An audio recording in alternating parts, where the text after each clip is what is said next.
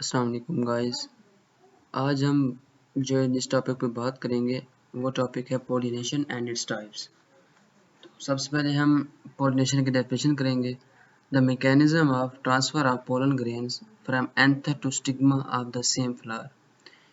ये जो वर्ड्स लिखे हुए हैं ना, सेम फ्लावर और डिफरेंट फ्लावर्स, ये फिनोमेना समझना बहुत इंपॉर्टेंट है। इट मीन्स के जो पोलन ग्रेन्स होते हैं एक फ्लावर के, उसका जो एंथर होते हैं, एंथर के एंड पे पोलन ग्रेन्स बनते हैं। उन पोलन ग्रेन्स का स्टिग्मा के ऊपर ट्रांसफर होने को पोलिनेशन कहते हैं। ये जो ट्रांसफर है ये एक सेम प्लांट के अंदर भी हो सकता है, ये डिफरेंट फ्लावर्स के अंदर भी हो सकता है। इट मीन्स कि एक फ्लावर है, उसी के पोलन उसी के स्टिग्मा को पोलिनेट करते हैं। ये एक फिनोमेना हो गया सेम फ्लावर के अंदर। फिर आ जाता है डिफरेंट फ्लावर्स।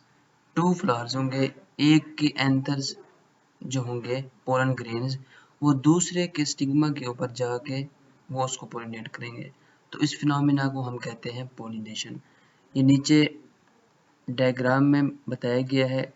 ये एक फ्लावर है और ये दूसरा फ्लावर है। इसका मतलब है कि ये दो डिफरेंट फ्लावर्स हैं।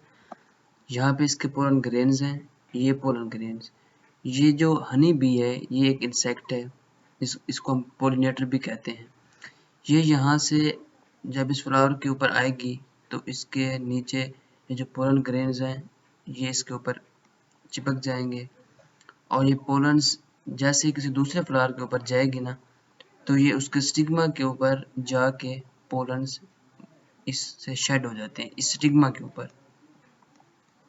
तो जैसे ही स्टिग्मा के ऊपर पोलन ग्रेन शेड होते हैं तो उसके बाद यहाँ पे ट्यूब बनती है और ये यहाँ पे फर्टिलाइज होके ओव्यूल और ओवरी बन जाती है। तो इस तरह ये पोलिनेशन का प्रोसेस होता है, मतलब पोलन ग्रेन किस तरह एक फ्लावर से दूसरे फ्लावर के ऊपर ट्रांसफर होते हैं। Then we proceed types of pollination. अब पोलिनेशन का फिनोमेना आपको समझ आ गया होगा। उसके बाद आ जाती हैं types. There are two types of pollination, एक होती है सेल्फ पोलिनेशन और एक होती है क्रॉस पोलिनेशन। अब ये नाम से ही जाहिर है कि जो सेल्फ पोलिनेशन होती है, सेल्फ पोलिनेशन में ये होगा कि एक प्लांट होगा, उसी प्लांट के जो एक फ्लावर होगा, उसी के जो पोलन ग्रेन्स होंगे वो ट्रांसफर होंगे एंथर से स्टिग्मा की तरफ, तो हम उसको कहते हैं सेल्फ पोलिनेशन। अब कब होंगे एक फ्लावर के जो एंथर स्टिग्मा की तरफ, कब वो अपना ट्रांसफर होंगे? जब वो फ्लावर बाइसेक्सुअल होगा। बाइसेक्सुअल मीन जब एक फ्लावर के अंदर एंड्रोशियम मतलब कि मेल ऑर्गन भी है, स्टेमन भी है, एंड गाइनोशियम फीमेल ऑर्गन भी है, मतलब कार्पल भी है। तो जब एक फ्लावर बाइसेक्सुअल होगा तो उस वक्त सेल्फ पोलिनेशन होगी। उसके बाद आता है इसके एग्जांपल, वीट की जो क्रॉप होती है और राइस की जो क्रॉप होती है वो सेल्फ पोलिनेटेड क्रॉप्स होती है। Then we go to cross pollination. अब क्रॉस पोलिनेशन नाम से ज़ाहिर है कि अगर एक हमारे पास प्लांट है उसके ऊपर दो फ्लावर लगे हुए हैं, तो एक ही प्लांट के दो फ्लावर के दरमियान पोलन का ट्रांसफर होना, या दो डिफरेंट प्लांट्स हैं उनके फ्लावर के दरमियान पोलन ग्रेन का ट्रांसफर होने को हम क्रॉस पोलिनेशन कहते हैं।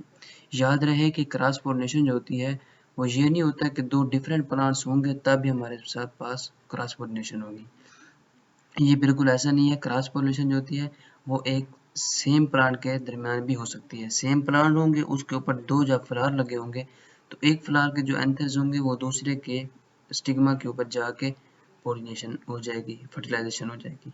तो क्रॉस पोलिनेशन की जो क्रॉप्स हैं उसके एग्जांपल्स हैं, स्ट्रॉबेरीज का जो पौधा होता है वो भी क्रॉस पोलिनेशन करता है, और पंपकिन वो भी एक वेजिटेबल है, वो भी क्रॉस पोलिनेटेड है।